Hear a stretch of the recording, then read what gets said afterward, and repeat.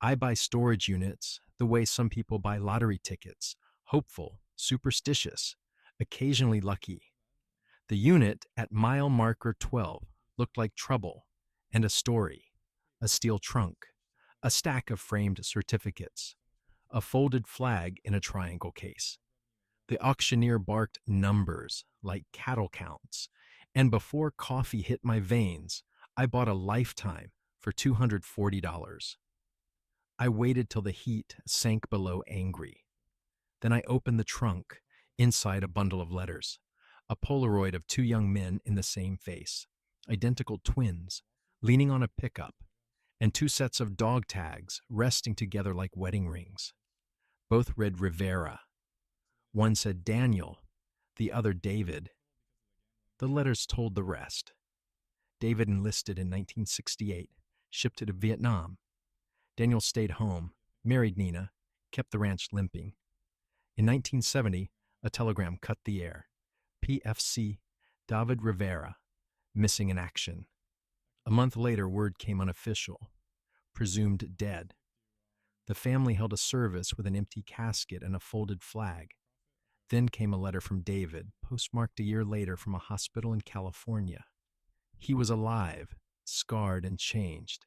He wrote, "I don't know how to be back. Everything is loud. I can't sleep. I can't look Nina in the eye because she deserved better than an empty uniform." Next letter, 1972, was short and sharp. "I'm living. It's better if one of us is a ghost."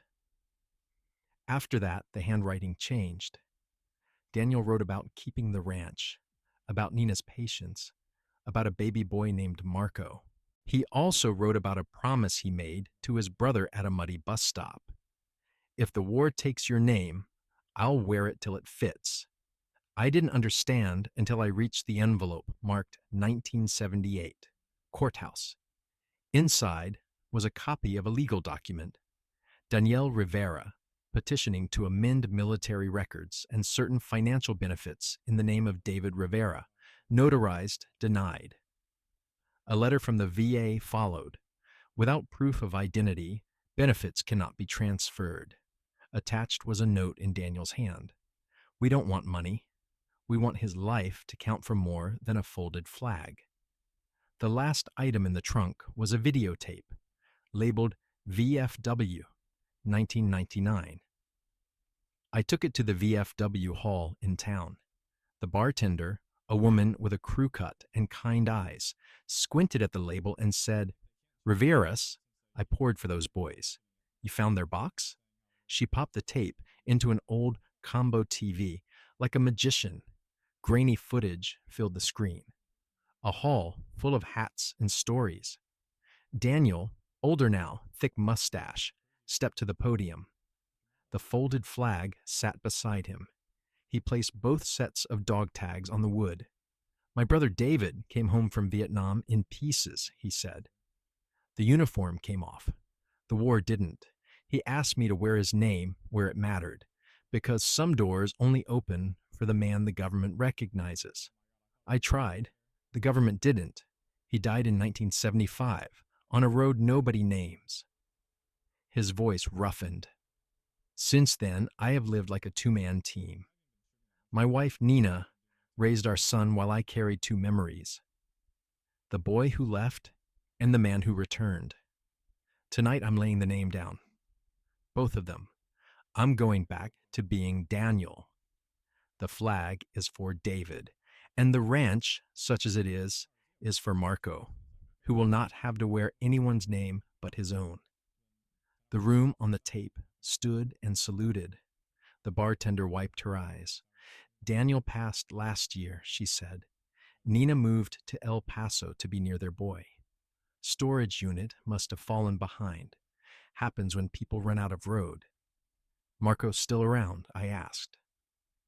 "Fixes air conditioners," she said, tapping a magnet on a bulletin board. Marco Rivera, HVAC, a phone number.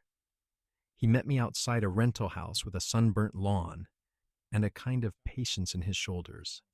He looked like both men on the Polaroid, and like himself besides. I told him what I'd found. He listened the way Texans do, without moving much, but everything in them leaning forward. Daddy talked about Uncle David like a wind that comes through a fence and keeps going, he said. He wore guilt like a work shirt. Mama said he couldn't save his brother, but he could carry him, and sometimes that's the same thing. I handed him the trunk. He took the weight and nodded. A ritual completed. What do you want to do with the unit? I asked. He smiled. You keep the furniture. I'll take the ghosts. At the VFW the next Friday, they played the tape on the small TV in the corner. A dozen men and 2 women raised their bottles when Daniel put the tags on the podium. Someone said, "To both of them." We drank to both.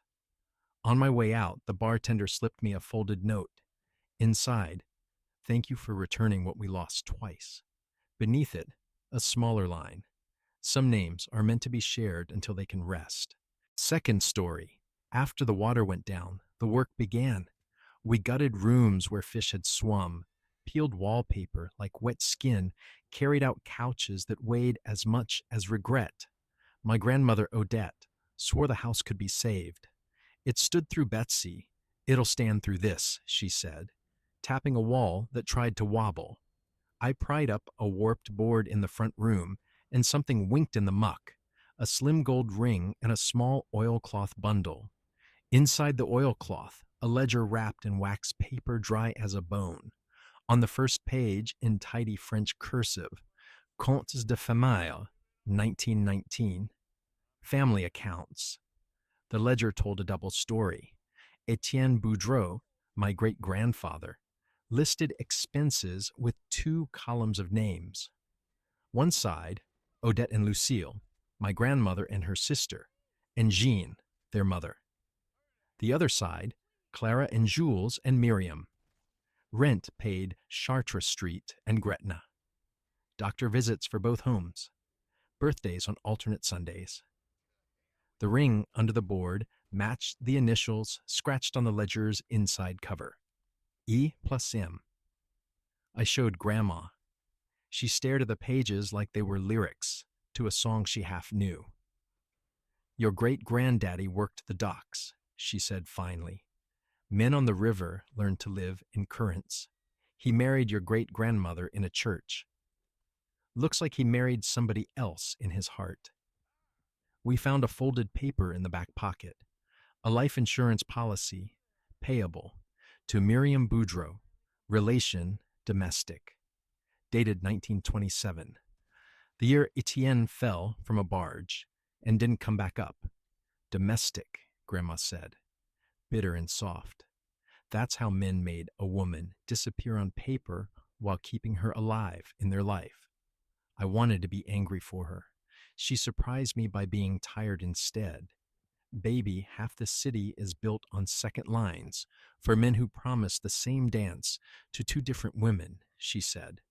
The trick is whether the children end up stepping on each other's toes. I copied the Gretna address and drove across the river. The house was gone, replaced by a gas station and a St. Joseph altar in the corner. I asked the clerk if he knew any Boudreau family. He pointed me to a woman stocking shelves. Renee, 70, sharp eyes. When I said Etienne, her mouth made a small O like a story starting. My grandmother was Miriam, she said. She told us our grandfather died, in good standing and bad weather. We always wondered what good standing meant. Maybe it meant he paid 2 sets of rent. She laughed not unkindly. You from the other side of the river. Bywater, I said. Odette's granddaughter. Well, come on then, Renee said, like we'd been late to a party for a century. She took me to a shotgun house painted the color of a robin's egg. On the wall hung a photograph of a man I knew from our mantel. Etienne, handsome and slippery, the kind of man who makes you check your pockets and your heart. Next to it, a woman with dark eyes. Miriam, wearing the same gold ring. We sat at a kitchen table that had heard more confessions than a church. Renee's brother Louis joined us with café au lait and said, We ain't mad, you know. Our mama said Etienne took care of what he made. That's more than some. He pointed to the ledger. Looks like he kept score. I told them about the life insurance policy. Renee excused herself, came back with a ring box. Inside lay a folded brittle check stub made out to Miriam for $1,000. A fortune in 1927. She used it to buy this house, Renee said. We paid it forward, helped cousins and cousins of cousins after Katrina. Maybe that's how you keep a sin from sinking you. You make it float someone else. We decided to bring both branches together for a boil. In New Orleans, you feed before you fight. We set 2 long tables in Grandma's recovering front room, laid out newspaper, piled crabs, and corn till the air smelled like forgiveness. Odette and Renee sat side by side. They compared recipes and men, found they'd both thrown the same kind of liar out of their kitchen in 1978 and kept the good pots. When the sun went down, Louis pulled out a trumpet and played, "Do You Know What It Means to Miss New Orleans?" People cried like laughing. We passed the ledger around, each person adding a note in the margins. Births, marriages, one divorce that should have happened sooner, and a line at the end in my grandmother's hand. 2 families, 1 table. We put the ring back under the new floor, not to hide it, but to root the house, a secret that became a foundation. When the next storm comes, and it will, I hope the house remembers the night both sides of the river ate in the same room and decided to be cousins on purpose.